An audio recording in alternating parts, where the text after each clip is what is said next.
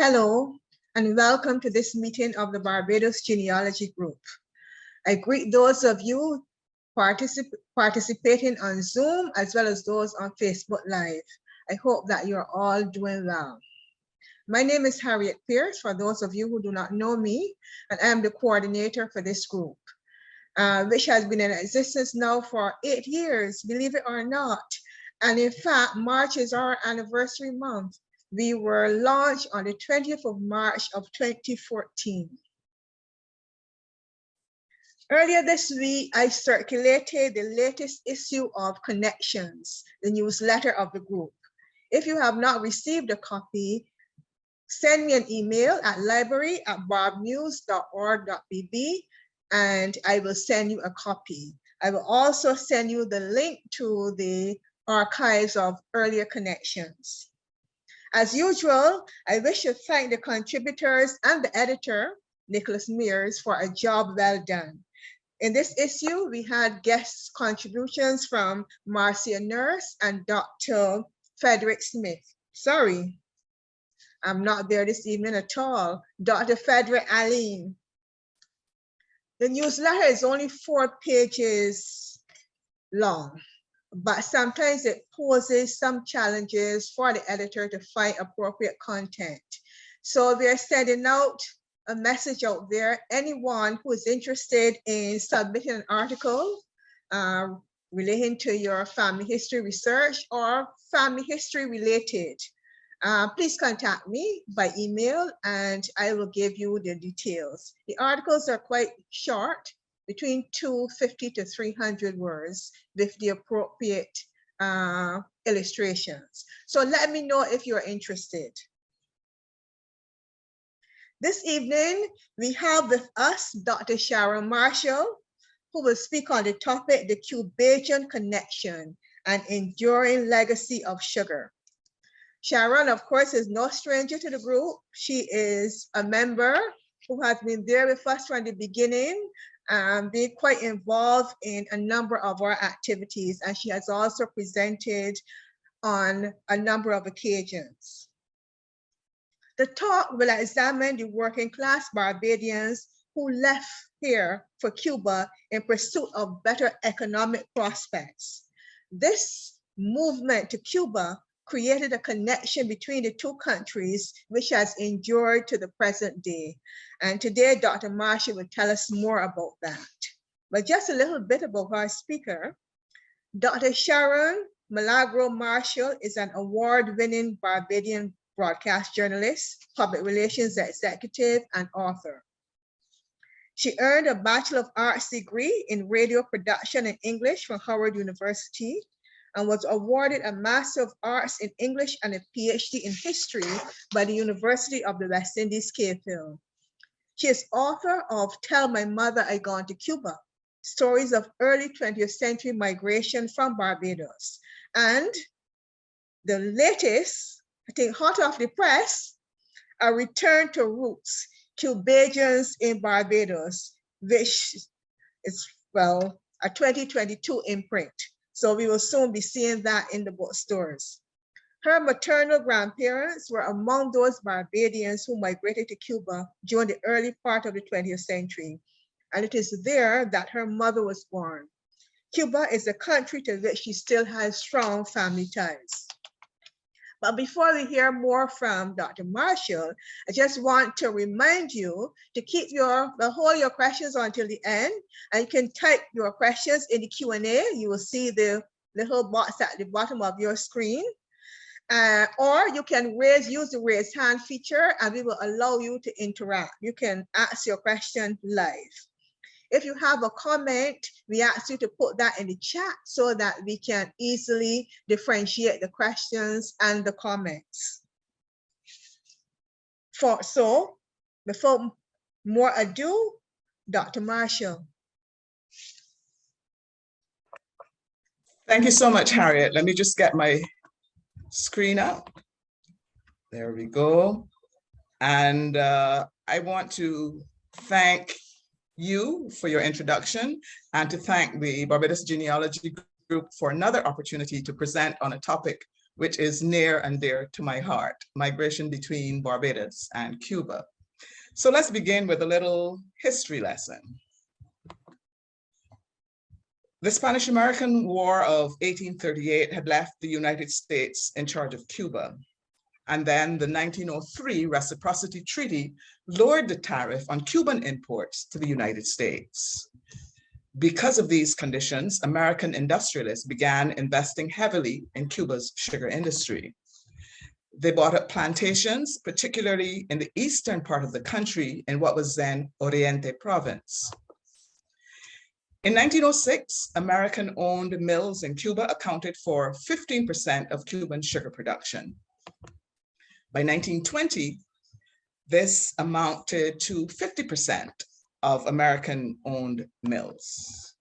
By 1929, that percentage had moved up to 75%. So you can see the trend where American industrialists are heavily involved in the Cuban sugar industry. In fact, American investments in Cuba increased almost eightfold between the end of the US military occupation and the beginning of the World Depression.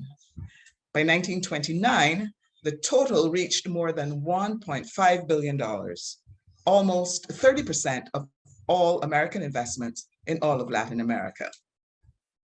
And the World Sugar Economy, Structure and Policies, Volume 1, stated, Cuba has been the world's biggest producer of sugar since the beginning of World War I. Production passed the figure of 2 million metric tons for the first time since 1913.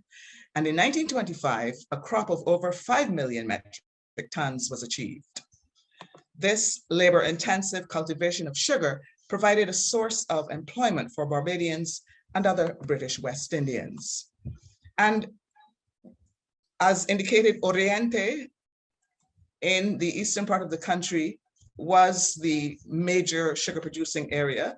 And the large plantations, some of the large plantations there, Chaparra, Delicias, and Manatee, were where the Bajans and West Indians found work.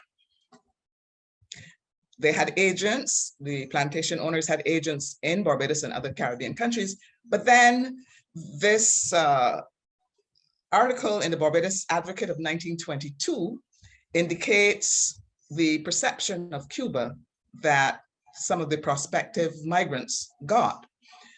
And the quote is, Cuba is the greatest sugar country and the estates of the Cuban American Company are the largest in the world.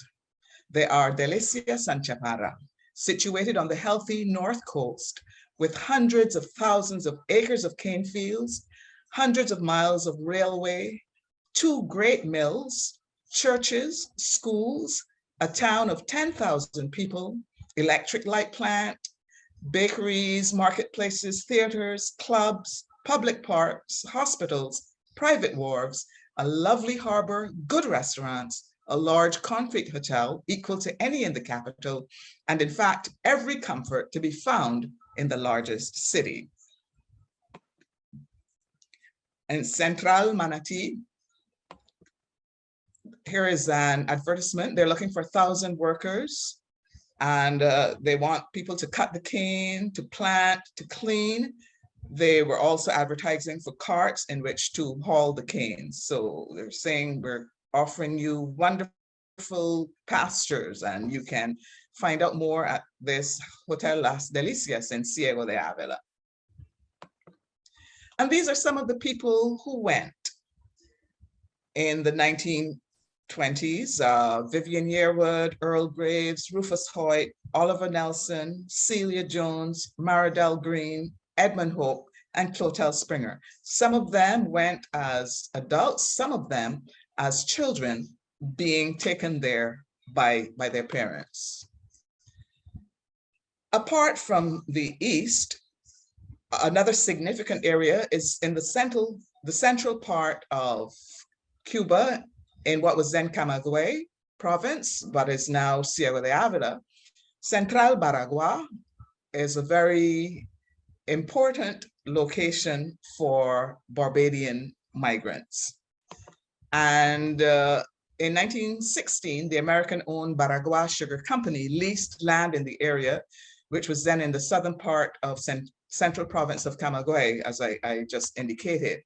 Successor companies to the Baragua Sugar Company were Baragua Sugar Estates and Baragua Industrial Corporation of New York. Now, when construction of the factory began, immigrants from the West Indies started arriving in Baragua. It's estimated that more than 500 of them helped in the construction of the factory itself. And the first safra, or harvest, began on the 31st of January, 1917, and ended on the 11th of June of that year, a total of 130 days. That first harvest, with one mill in operation, yielded 17,262 tons of sugar. Barbadians took leading positions in the operations at the sugar factory in Central Baragua. The Central operated 3 shifts, and at one point in the factory's history, there were Barbadians in charge of each of these shifts. One was Mr. Lowe, one was Mr. Maloney, and one was Mr. Roach. And these gentlemen were members of the Christian Mission Church there in Baragua. The musician and music educator, Dr. Stefan Walcott, visited Baragua in November of 2012. And here's some of what he recorded if we're looking at the legacy that the Barbadians left there in Baragua.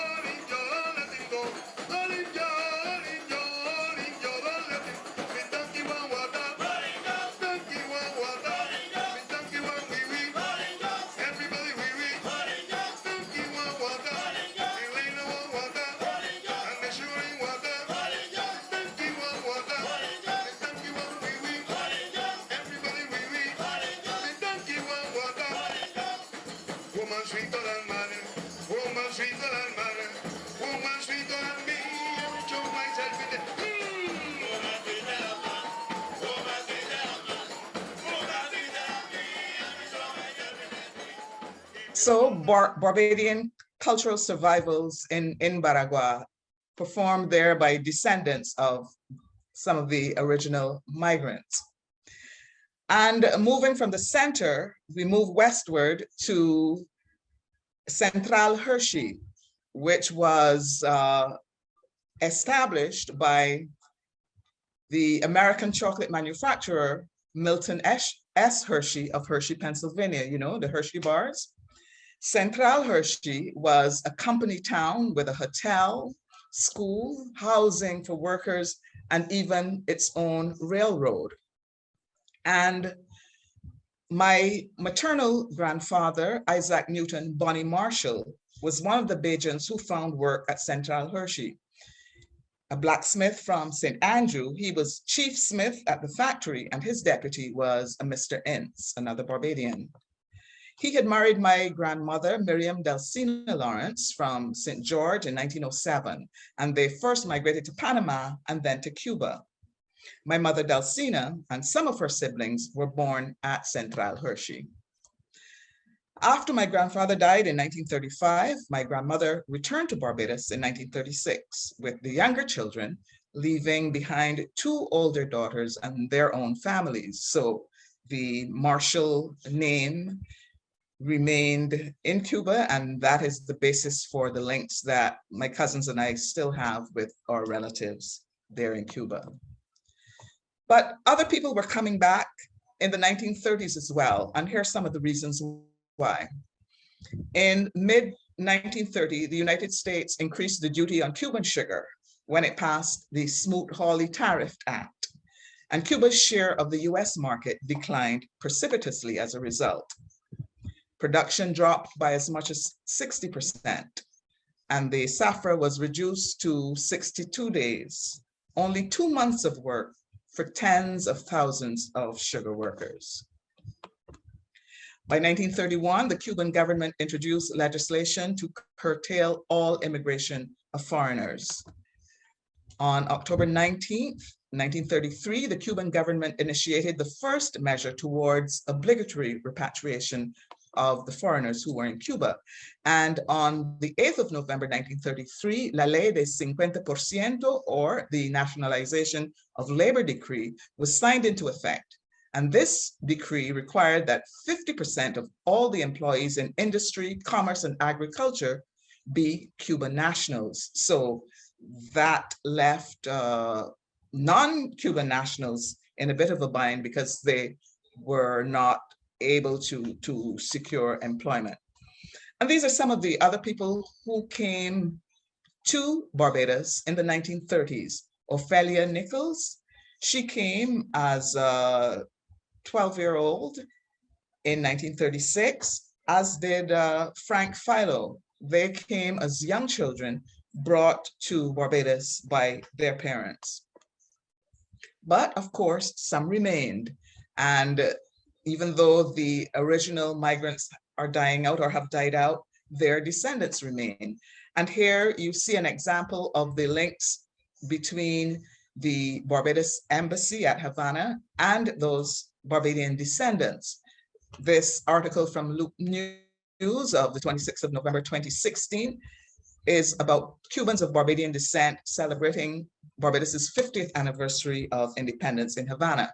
And it says that over 100 Cubans of Barbadian descent gathered at the Embassy of Barbados in Havana, Cuba, on Friday night for the annual independence reception hosted by Chargé d'Affaires Donna Ford. Celebrated artist Michel Roch is a Cuban of Barbadian descent who lives in Havana, and his work reflects his ancestry and the legacy of sugar. He came to Barbados for the 2020 Caribbean Fine Art Fair, and some of his work was displayed there.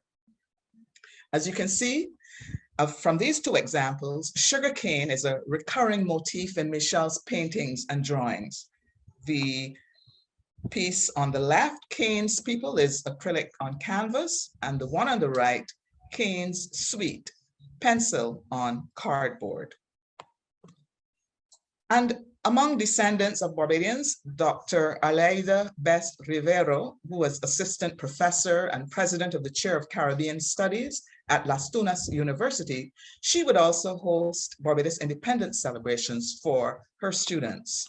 Her father, Joseph Nathaniel Best, was born in Belle Plaine, St. Andrew on July 1st, 1901, and migrated to Cuba in 1921. She was elected as a delegate when the first elections for the National Assembly of People's Power were held in 1976, and she served for 25 years. She also served 2 terms as a member of parliament from 1998 to 2008, and was part of the provincial direction of the Committees for the Defense of the Revolution. And I recently discovered another Barbadian descendant who made his mark, Newton Stout Green. He began his primary studies with private teachers in the English-speaking school in Baragua and studied for a time in the secondary school of Ciego de Avila. And according to Roberto Samuel Camp-Beltros, Newton Stout Green collected money, weapons, medicines, distributed propaganda, participated in important meetings until he left for the Sierra Maestra until the revolution triumphed. He studied medicine in Havana and was an outstanding student. He was a leader of the University Student Federation, and several times he interrupted these studies to barracks himself before dangers of US attacks on Cuba, especially the attack at Playa Girón, or Bay of Pigs, and the October crisis of 1962, also known as the Missile Crisis. After finishing his studies, Newton Stout Green went to work in the province of Oriente and resided in Santiago de Cuba. He was a lieutenant colonel of the armed forces, anesthesiologist, and professor of this specialty at the Higher Institute of Medicine. He obtained important orders and decorations and provided military and civilian medical services in the Congo and in Angola. But not everyone wanted to remain in Cuba. Prime Minister Errol Barrow, speaking in the House of Assembly on the 17th of March, 1970, almost 52 years to the day, said, when we come to Cuba, most of the Barbadians left Panama. Some left directly after the canal finished about 1913, during the same period of the expansion of the Cuban sugar industry. And most of them went to the part of Cuba, Oriente province, it should be, but the Hansard reporter got that wrong, where Mr. Castro originated, and a lot of them are still there. From 1913 until 1970 is a matter of 57 years. And even if these people went there in their prime and youth, they're now old, and most of them are very indigent and may not be supporters of the regime. But a lot are finding it very difficult to make out under the arduous conditions which exist. And he spoke about people who have been asking to be repatriated to Barbados. And he said the number of requests that we get every year is between 30 and 40. Even before they got here, they asked the city council if they could make any provision for them when their families could not be found. A lot of these people sent back money to their relatives. And then when you went to find their relatives, you could not find them because they do not want to be bothered with old people. But we regard them as being our responsibility because this is our country. So Mr. Barrow is cited by some of the people whom I interviewed for A Return to Roots as the facilitator of their coming to Barbados or their parents' repatriation to Barbados. And it seemed that there was some sort of mystique about the Cubans who did return, because a very dear friend of mine told me, when I heard the name of your book, I remembered a shopkeeper who lived near to us when I was a child. He had returned from Cuba, and as children, we felt there was a lot of mystery surrounding him. Some persons were afraid of him and did not go in his shop. They said he could turn into animals. Anyhow, we were sent to his shop and we were not afraid. I guess our parents did not entertain the superstitious stories, so we had no reason to be outright afraid. Cautious, but not afraid. And these are some of the people who came from Cuba in the 1970s up to the 2000s. Isabel Dean, Graciela King, Gilbert Rowe, Nelson Goddard, Josue Nelson, Roberto Trotman, the siblings Florencia Juana and Ernesto Yearwood, and Pedro Hope. The Cubajans in Barbados, their community celebrates good times and bad, and here members of the Cubajan community in Barbados attended the funeral service of fellow Cubajan Colbert Belgrave on the 17th of December, 2018. The quintessential Cubajan, the late Colbert Belgrave, made frequent visits back to Cuba and to Baragua, his hometown. He led the 1989 tour on which I made my first visit to Cuba, accompanying my mother, who was returning there for the first time in 53 years. And here's a newspaper item about that trip. It says 35 Bajans Cuba bound. About 35 Barbadians curious about Cuba have already signed up for a special travel deal being offered by the Cuban Barbadian Friendship Association. The trip to the Spanish-speaking Caribbean island from August 10th to 23rd costs US $520, including return airfare, organized tours, and 3 meals a day for 5 days. It was quite a deal. It says Colbert Belgrave is president of the association, Gloria Nelson Baisley, vice president, and Hubert Dowridge, public relations officer. The association meets at the Black Rock Cultural Center, St. Michael, at 7:30 p.m. on the last Tuesday of every month. Unfortunately, those meetings no longer take place. Well, Cuba is experiencing difficulties with its sugar harvest. Sugar is no longer king, as you can see from this Reuters report of February 23rd, 2020, that the 2022 harvest is set to fall well short of last year's record low, according to official data and two local sugar experts. It is currently running at least 30% shy of the communist-run government's goal of 900,000 tons. Last year's crop of 800,000 tons was the worst since 1908, just 10% of a high of 8 million tons in 1989. Despite the decline or the demise of sugar, the links between Cuba and Barbados have endured. And some of the Cuban medical personnel who are here assisting Barbados with the management of the COVID-19 pandemic returned home on a plane chartered by the Barbados government at the end of September last year. And my dear sister friend, Yolanda Nelson Springer, organized COVID care packages for Barbadian descendants in Cuba. So my cousins and I, we put together our own little packages for our cousins there who live in Santa Cruz del Norte. But the bulk of the shipment was for Central Baragua. And Yolanda's niece, Marilyn, is employed with the Barbados Embassy at Havana, and she accompanied the driver who took the packages to Baragua.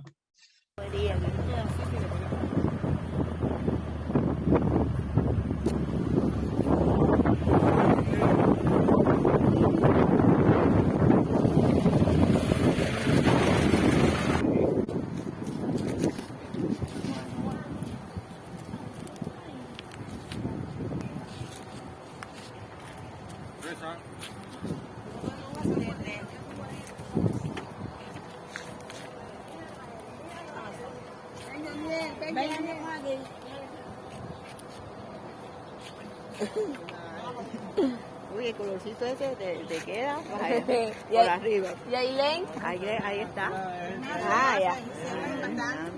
Ya te, no, y menos mal que se resolvió con computadoras y qué sé yo.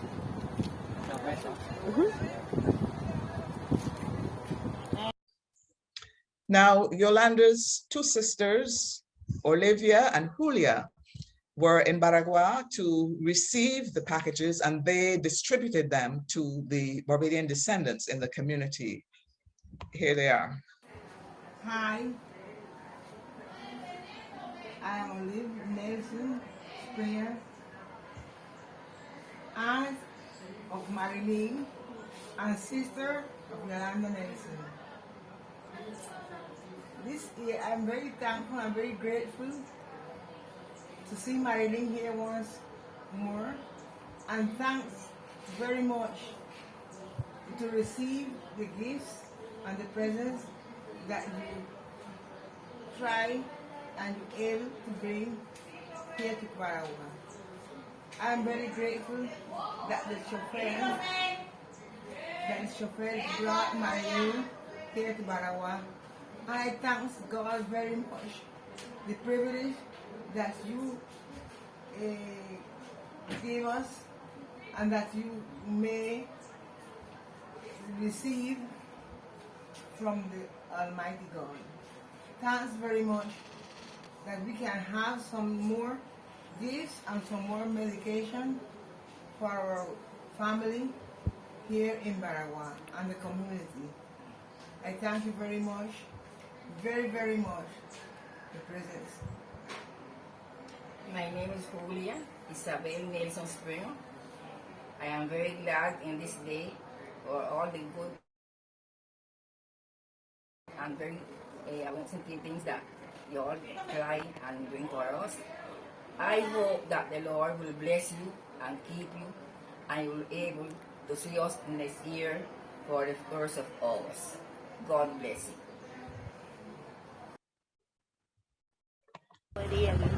Okay, the reference to 1st of August is the Emancipation Day celebrations, which are a big deal in Baragua.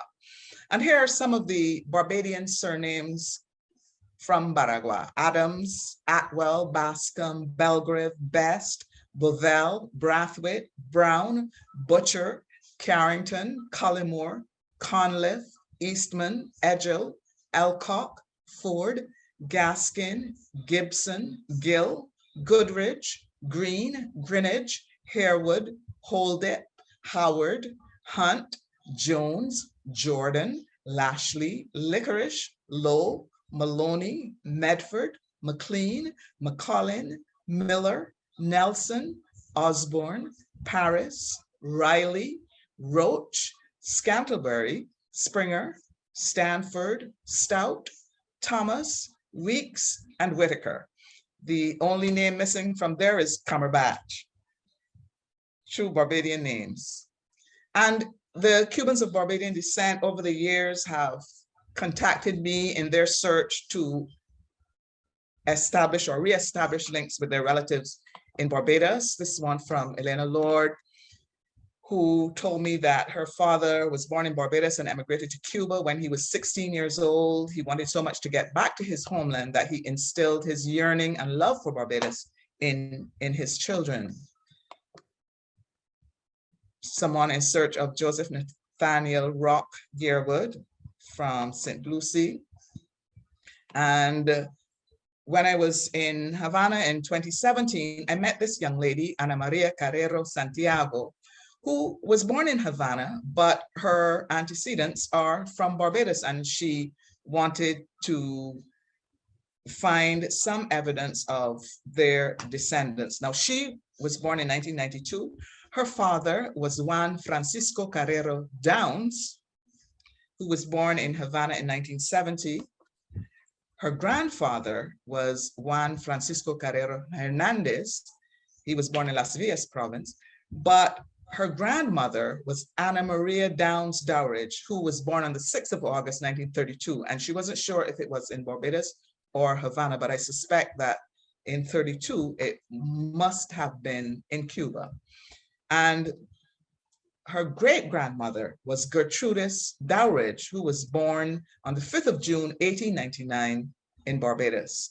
And her great-grandfather was Joseph Henry Downs, who was born circa 1887 in St. John, Barbados. So if any Barbadians are in on this call, you're a Dowridge or a Downs, your family in Cuba is trying to find you.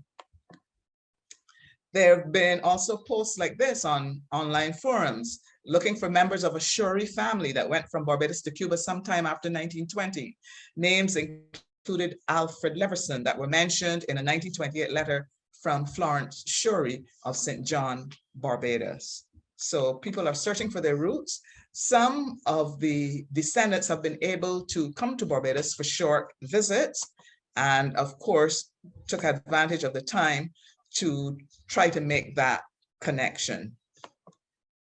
There's one Cubajan who's resident here in Barbados who found his roots quite by chance. He told me, one time I was working in Christchurch and somebody called me over the intercom. They called me by my last name. So a gentleman was passing and asked the security guard, who was that person with that name? He said, some Cuban guy who was here. So that gentleman waited until I finished work. And when I was walking, he told me to get in his car. I said, no, I don't know who you are.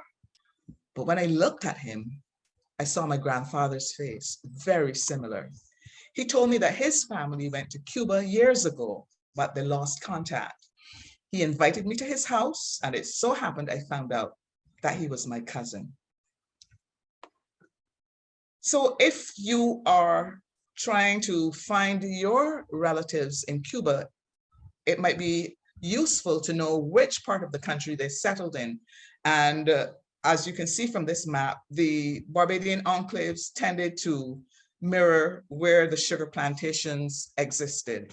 So in the east, Manatí, Buena Vista, even in Guantanamo City, where the US naval base, another source of employment for the British West Indians, is located, of course, in Baragua, in Ciego de Avila, Santa Cruz del Norte, which is now in Mayabeque province since the provincial boundaries have been redrawn, and of course, Havana City, because there is also internal migration from the outskirts into Havana City. So what are some of the sources that you might want to consult? Well, archives, churches, church records, community organizations, fraternal lodges, welfare societies.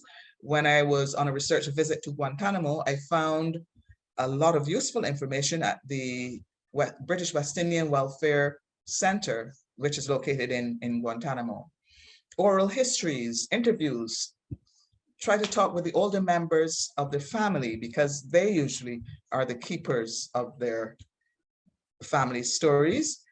Documents, ships registers, telephone directories, personal letters, birth certificates, journals, baptismal certificates, newspapers, marriage certificates, wills, real property transaction records, official correspondence, and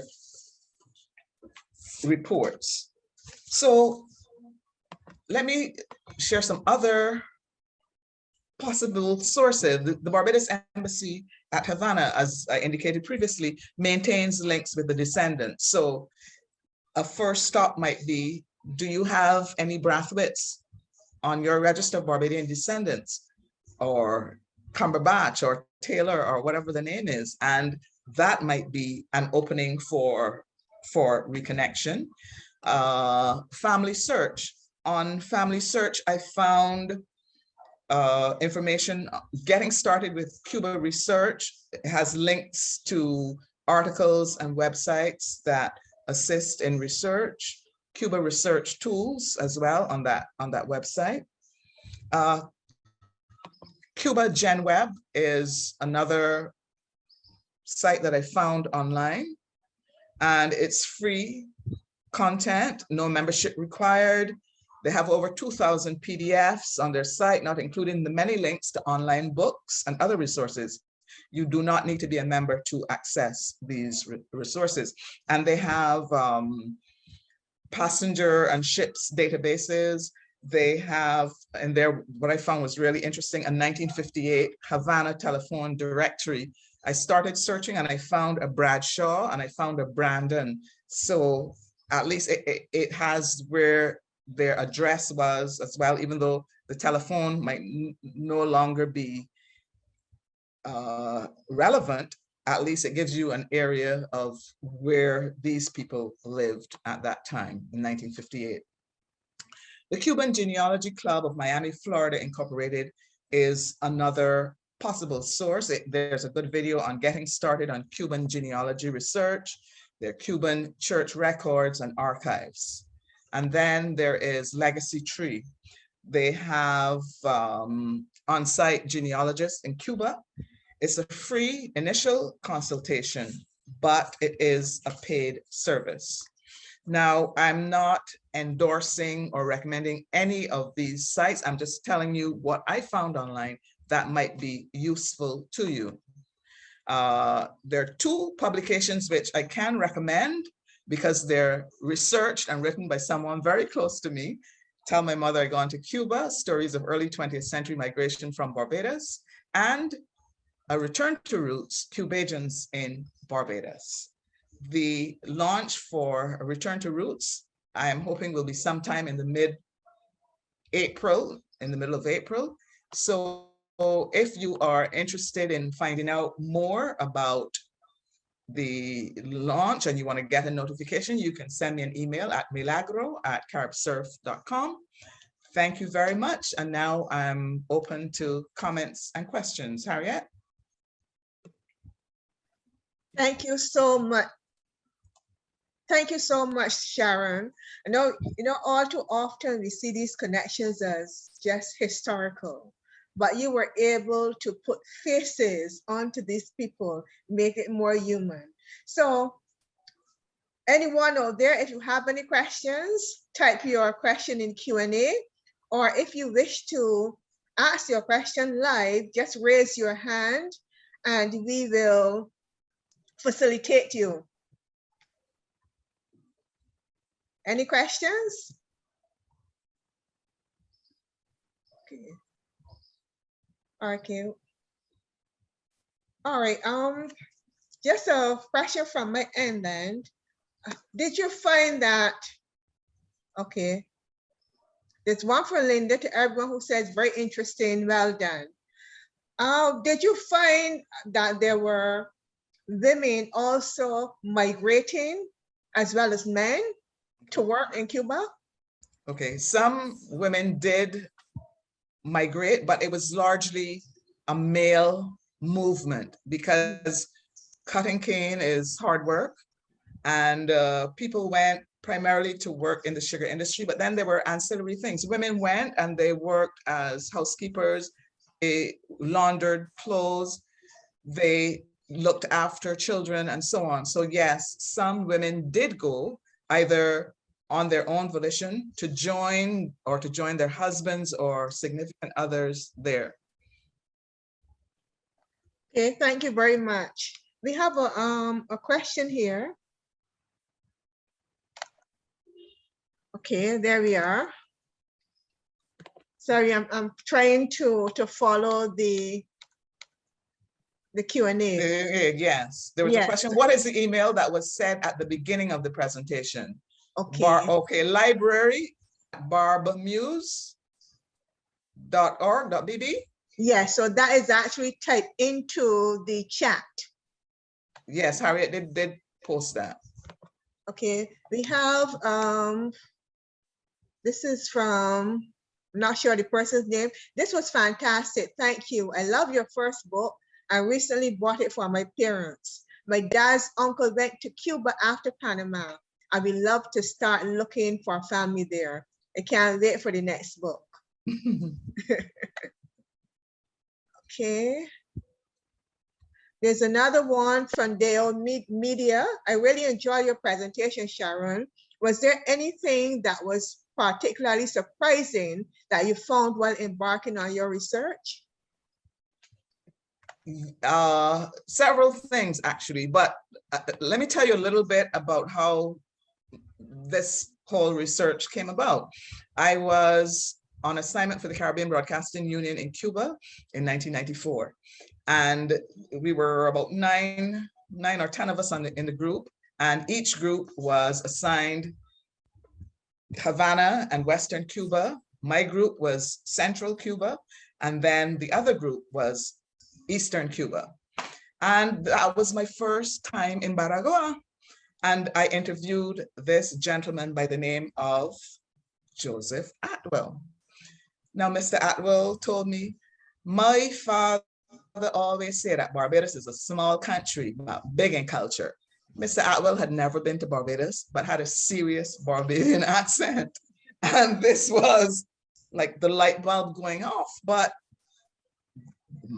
this is my family's story. And it's not just my family, but there's a wider narrative about Barbadian migration to Cuba. And that's what started me on the research journey. So yes, encountering the Barbadian descendants in Baragoa was a very pleasant surprise. We have another question. 2 of my maternal great uncles died in Cuba. How can I get information about them? Well, as I suggested, Cuba is a huge country, but Barbados can fit into it several times. So it would be helpful to know which part of Cuba they were in. You know, were they in the eastern part of the country? Then consulting some of these sources that I shared with you, you can find church records, you can find civil records, marriage, death, birth, and so on, that would help you in your search. But you need to come with some information. It just can't be that they went to Cuba. You need to have some idea of what part of Cuba they were in. Do you have any documents, any old documents that you can search through to help you pinpoint where you should begin your search. That would be a good place to start. Thank you, Sharon. I'm going to anticipate a question. Is it possible to give me a list of those resources you mentioned that I can circulate to the group? Certainly, but you have the recording of the presentation, but I can send it to you separately. Yes, so that you can share. I appreciate that. Thank you very much. So folks, I will email that list to you as soon as I have it in my inbox. There's another question. What are some of the issues that you discovered during your research linking the Barbados-Cuba immigration in terms of culture and politics? This is from Nigel Clark. Hi, Nigel. Thank you for tuning in. One of the things that I learned during my research was that these British West Indians, English-speaking, Black working class people, were not always warmly welcomed by their Cuban hosts. They were important in helping to cut the cane, bring in the harvest, and so on. But there were some people who felt that they were taking away their jobs or depressing the wages because of the competition. And in 1924, as it turns out, there was a bit of a diplomatic tiff between Cuba and Britain because of these workers. Some of them were very badly ill-treated. Some of them were cheated out of wages, out of their homes that they had paid down deposits on, and so on. And as they were British subjects at the time, they appealed to the British consular officials in Cuba, and a diplomatic note was filed, and there was some back and forth between Cuba and Britain. But then ultimately, the British felt that they had significant economic interests in Cuba. They were investments in the railroad and different areas, and they didn't want to jeopardize that investment. So eventually, the tiff seemed to have been resolved, but then, as I mentioned previously, other circumstances led to British West Indians, Barbadians, and others being repatriated from Cuba, and they were not there in as significant numbers as at the height of the migration to Cuba. Thank you. I acknowledge Reverend Johnson. You have your hand raised. Would you like to ask a question, Reverend Johnson?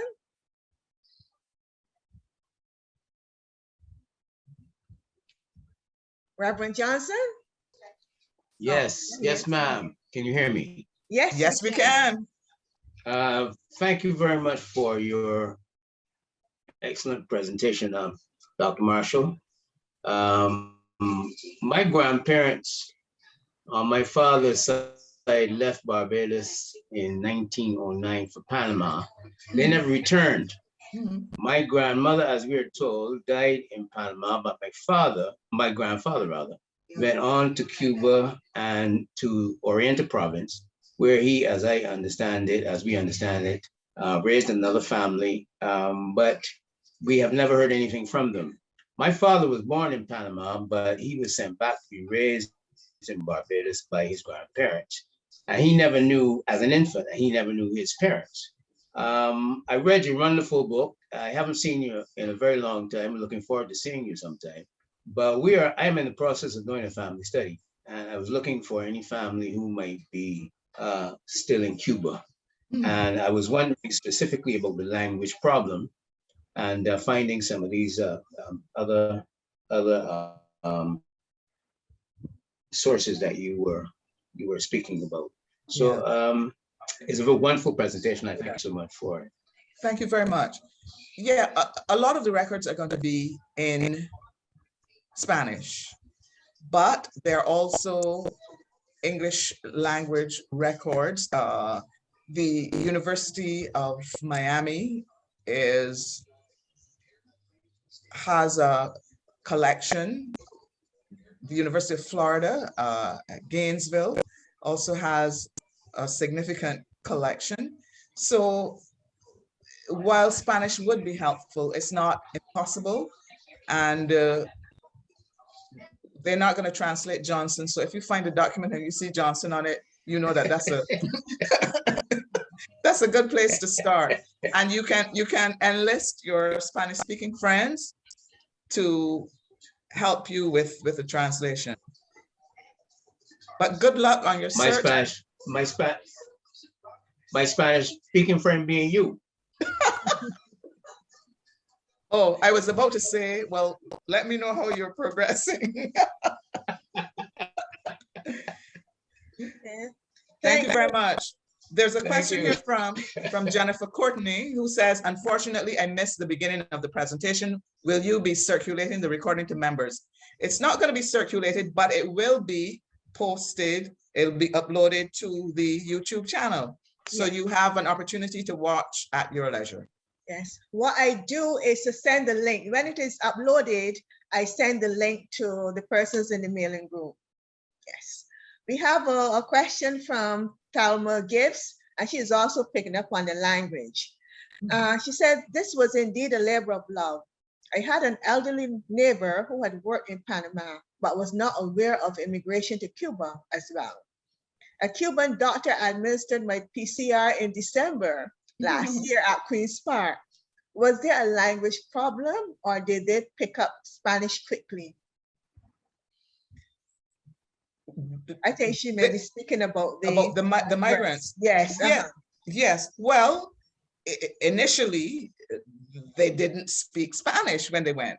And one of the factors to take into consideration, they had worked in Panama with American employers who were building the canal during that phase of the construction of the canal. In Cuba, the Americans were the ones who built or established the sugar plantation. So there was some interaction in English, but clearly they would pick up some elements of Spanish, even if it was not perfect Castilian Spanish. They could communicate and make themselves understood eventually. And the migrants tended to have their children go to English school as well as Spanish school. So the descendants, the first and second generations, tended to have facility with English. You heard Yolanda's two sisters speaking there, and they sound like Bajans, right? They were born in Cuba, but they also speak fluent Spanish. Sharon, we're starting to make some connections already. There's a note from Sonia. She said, I know someone whose surname is Shori and is from St. John. I just spoke with her, and she said that her mother told her that she had some relatives that went to Cuba. So they want to know if they can make contact with you. I would have to, that query was posted, I believe, in 2005. But I can try to find the site and share if it's still available. Okay, so what Sonia can do then, you can actually, the easiest is to contact me, library@barbnews, and Sharon would filter any information then to me to you. All right, Sonia, okay. library@barbnews.org.bb. We have Cynthia Cumberbatch. Well presented, thanks very much. I am wondering about the educational opportunities for the descendants of the Cubajans who went to work. Were you able to research or examine this? The educational opportunities are phenomenal. And I'll say that because many of the facilitators in the primary Spanish program in Barbadian schools are people of Cubans of Barbadian descent. The numbers have diminished now with retirement and so on, but because of their education in Cuba, they have been able to work as facilitators in Spanish language. They speak both Spanish and English. And in my book, A Return to Roots, Cubajans in Barbados, I've interviewed several of these people. And what struck me was how well educated they were. And when they came to Barbados as immigrants, they had to start at the bottom. Their stories, Roberto Trotman, he translated, he taught in Cuba when he came here. He was in difficult circumstances. He managed to make contact with Dr. Janet Alsop, and he did some work for her for a UNESCO series of publications. And then the project ended and he had to find work. And he went painting a place, I think it was a hotel in Christchurch, he said. And he said, when the guy who owned the place come back and see where he got, he said, look, you know, you better let me go because you see that I ain't no painter. The man said, yes, I know that you're not a manual laborer.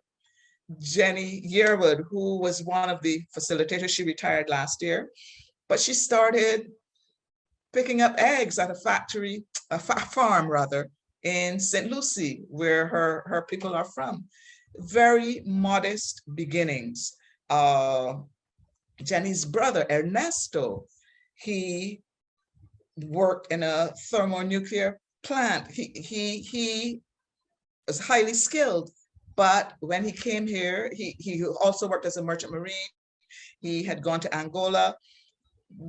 He found employment as a cleaner with a cleaning company. So Maria Thomas, who was an accountant in Cuba, she started babysitting. So you know that when Barbadians, well-educated, go to New York, they work sometimes as babysitters or housekeepers, even though they're well-educated.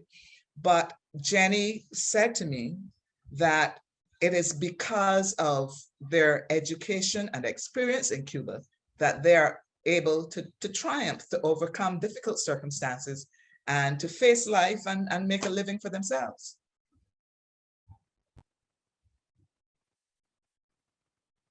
Harriet, you're muted. Sorry about that. Before I acknowledge Dale Media, I will take a question from Shannon Clark. She thanks you for this wonderful presentation. My question, how are Cubans of Barbadian descent, and certainly Cubans descended from other islands within the Caribbean, included in the national history of Cuba today? Is this a connection history that is recognized or acknowledged in any formal way? It's kind of moving around. Yes, but it's okay. Right. So by the Cuban state, or is it mainly the work of artists, writers, educators like yourself taking the time to spotlight these connections? Mm-hmm. I mentioned the 1st of August celebrations, and when I interviewed Teofilo Gay, he said this is something that the party supports because they recognize the cultural aspect of the West Indian community. Everybody is experiencing hard times and the level of support is not always possible. It's not always the same, but there has been recognition by the El Partido about the contribution of these British West Indians. The group that you saw dancing the maypole and singing Holim Joe, La Cinta, they have performed at hotels and other locations where they're visitors to the country, because this aspect of Cuban culture is not widely known, but they have had an opportunity to showcase this Barbadian culture to other Cubans and visitors to the country. And the 1st of August is no longer simply a West Indian thing. Cubans are participants as well. There's been intermarriage, and now it has become a Cuban phenomenon with that Barbadian or West Indian flair. Okay. Let's see if we can get Deo before he leaves. Dio is a she. Oh, sorry. Dio, thank you for joining. Are you still there? I am there. Hi, can you hear me? Yes. Yes, we can. So great to be part of this. I'm actually delaying a meeting just to do this. The meeting started at 3, but I have a moment. I just wanted to thank you for this. And Sharon, my question is, how has Cuba been receiving this? Have you heard from any Cuban historians, the Cuban government? Has there been any feedback from people in Cuba about your work? I've had feedback because I've been fortunate enough to have my first book, Tell My Mother I'd Gone to Cuba, presented at the Havana International Book Fair, 2017 or 2018, I think.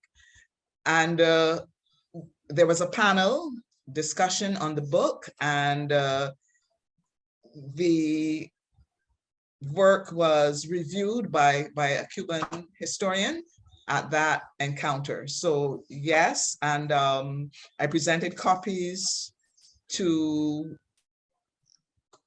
significant persons in Cuba at that time. So the story is there, and the recognition is there. Thank you, Sharon. Thank you. Any more? Checking to see if there are additional questions. In the Q&A. I think we are at the end of the, I don't see any. Do you see any that we didn't? No, I know. Okay, all right. So I think that at this point in time, I have to thank you for a wonderful presentation. I think that, as I said before, it put a face on the whole Barbados-Cuba connection, and we thank you. So we are even more educated about this, the movement. You know, Okay, it said that. No, I saw one new message coming in. Okay.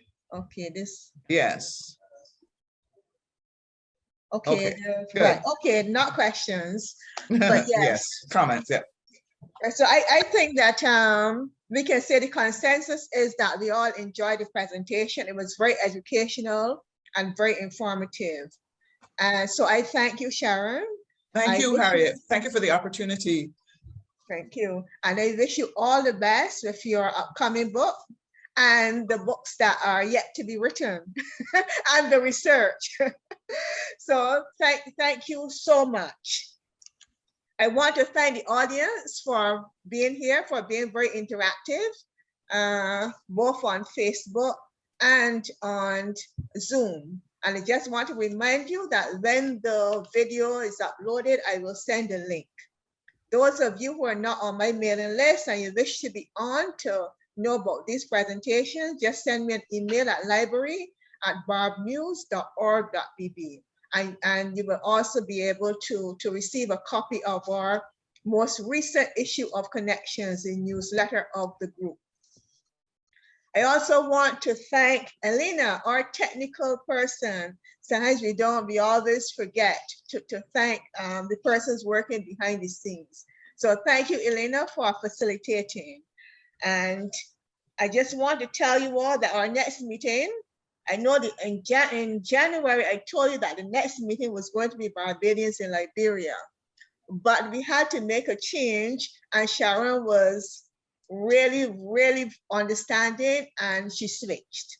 So our next meeting is scheduled for May 19th, and we have Dr. Matt Riley, Lorenzo Witherspoon, and Shereen Smith, who I understand is a descendant of the Padmore and Goodrich family who went to Liberia. So they will be speaking to us on that connection.